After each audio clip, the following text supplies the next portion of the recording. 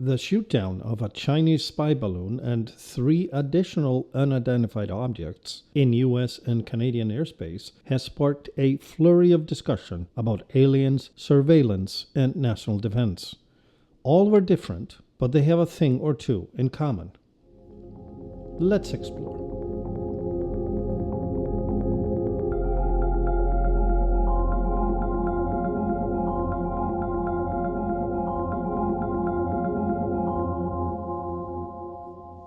Hi everyone, and welcome to Project Bluebook, where we explore all things unidentified.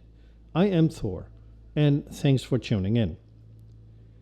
On Monday, February 12, 2023, the White House laughed at the suggestion extraterrestrials were behind the recent unidentified cylindrical object sightings showdown on Friday, Saturday, and Sunday, including by NORAD, a first in its history. It comes on the heels of the discovery of a Chinese spy balloon on February 4th off the coast of Myrtle Beach, South Carolina, flying at 58,000 feet, intelligently controlled, which means it had abilities to change direction, fly against the wind, and go where its remote controllers wanted it to go. After shooting it down and recovering many parts of it, the Pentagon has stated the surveillance balloon is of Chinese origin and measures 200 feet across and weighs just under 2,000 pounds, or 900 kilos, and its payload included communication surveillance technology capable of intersecting satellite communications, in addition to glass solar panels, lithium batteries, and control systems. In other words, it was an intentional constructed long-range, high-altitude spy balloon, and the Chinese government is not denying it's theirs.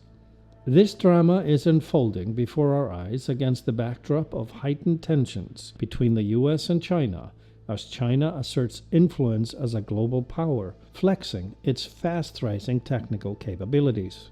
Then came the object caught by NORAD surveillance equipment over Alaska on Friday, February 9th at 40,000 feet, cylindrical in shape and drifting slowly according to wind direction, seemingly, and unlike the Chinese spy balloon, unable to intelligently navigate the airstreams. Regardless, and despite not being deemed an immediate threat to national security, due to its altitude close proximity to commercial air traffic, normally situated between 33,000 and 39,000 feet, odd numbers eastbound, even numbers westbound, the White House gave an order to shoot it down, and U.S. Northern Command scrambled F-22 fighter jets to intersect the object. At least one of the pilots reported the object interfered with his instruments, while others did not experience the same. They described it as cylindrical in shape, considerably smaller than the Chinese spy balloon, the size of a compact car. The intersect was assisted by the Alaskan National Guard, the FBI, and the Federal Aviation Administration.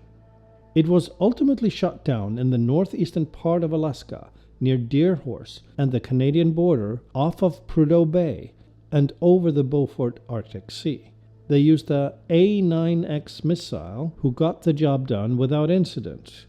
Recovery efforts began immediately thereafter, but we shouldn't hold our breath. It is incredibly cold where it came down, and the fractional debris left by a missile landed in frigid Arctic waters. Then came Saturday the 10th of February, and another object was detected heading from Alaska into Canada, flying at 20,000 feet altitude. NORAD was alerted, and they too scrambled fighter jets to intersect and immediately shot it down, somewhere over the Yukon Territory. This object was described as hexagonal in shape, drifting to the wind, and as it headed into Canadian airspace, fighter jets had caught up with it, waiting for further orders, which promptly came. On Sunday, February 11th, a third object was tracked over Montana, headed for Wisconsin and ultimately Michigan. It was octagonal in shape, leaving a trail flying at or below 20,000 feet. This one was seen by people on the ground and photographed. At first glance, it looks like a normal airliner chemtrail, but again, the object was described by pilots to be the size of a compact car, with distinct edges on all sides. It fell into the depths of Lake Huron, where it may never be recovered. Under difficult winter circumstances, efforts are ongoing as we speak. Since this program was produced and published, we are likely to have had further updates on this saga, but let's first recognize no one is or should be saying these are unidentified flying objects that are intelligently controlled by non-human entities. Yet, there is a clear relationship. First off, they're truly unidentified aerial phenomena. They are flying objects, and they, as of yet, have not been owned by anyone. They could belong to a university, a commercial or academic institution, doing any imaginable form of surveillance, benign or malign, and they could also belong to a state operating agency, adversarial or not. At this moment, we just don't know. What we are hearing from the Pentagon is that they're not spy balloons, and they have zero proof of any association with the Chinese surveillance balloon. They are otherwise not ruling any origin out of the question, including non-terrestrial, which is a historic statement. What they seem to have sparked, however, is a conversation about our surveillance capabilities, our intersecting ability in particular, as well as national security threats in general.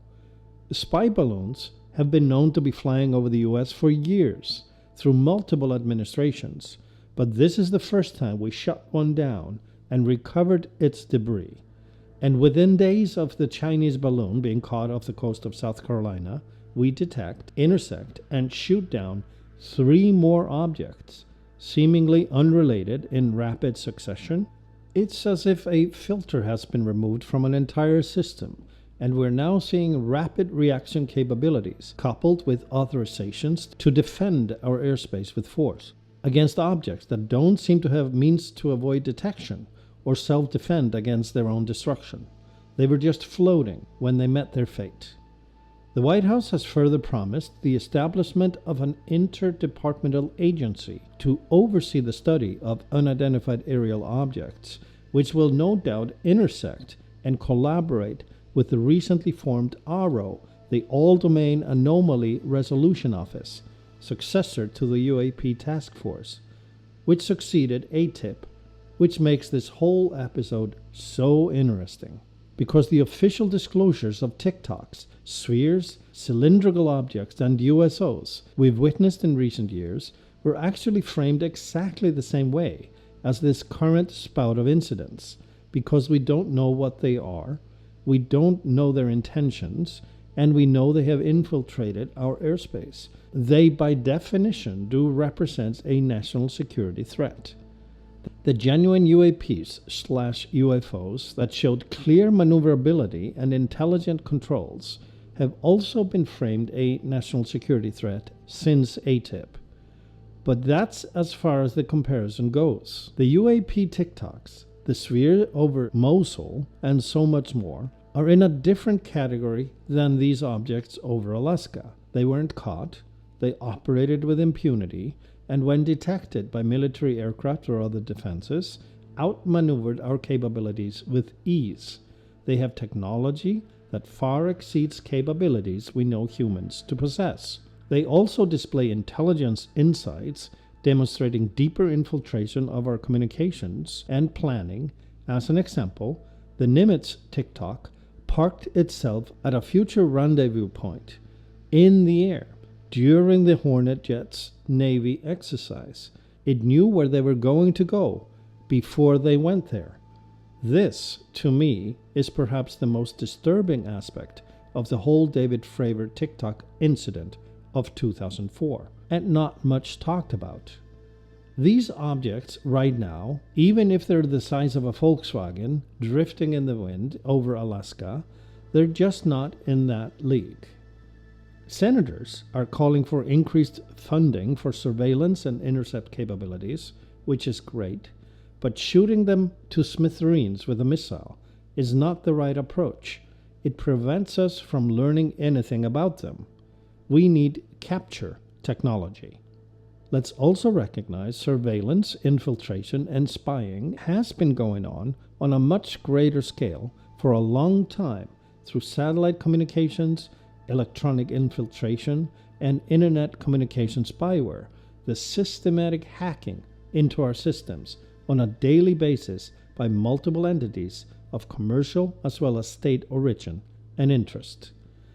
It's only because these objects were visible to the naked eye and acknowledged by the Pentagon and the mainstream media, and almost as if by design, because of their association with the identified aerial object that was a Chinese spy balloon, that is why the mystery and intrigue surrounding these UAPs have been heightened to the level of interest we are now witnessing.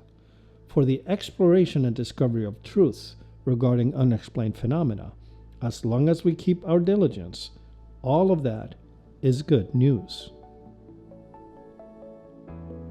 You can watch and listen to this and other podcasts on Project Bluebook, where we explore all things unidentified. Each day, let's practice compassion and kindness. And please subscribe. I am Thor, and thanks for tuning in. See you next time.